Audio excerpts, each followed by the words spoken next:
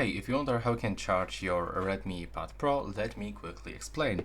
So, in my case, I'm using this cable, and this is actually not original cable.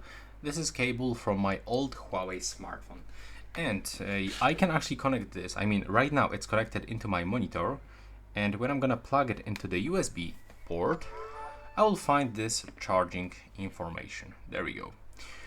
So this is the first method. You can just use any USB-C cable and plug it to any power supply, to your game console, to your PC or something else.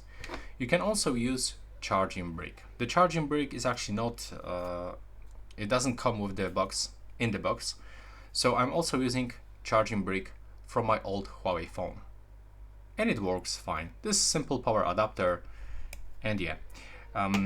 And if you wonder about the other connection methods, I mean wireless method, there's only two methods, like the cable straight to any other device or by using cable and charging brick. And this is it for this video. Right now, please subscribe.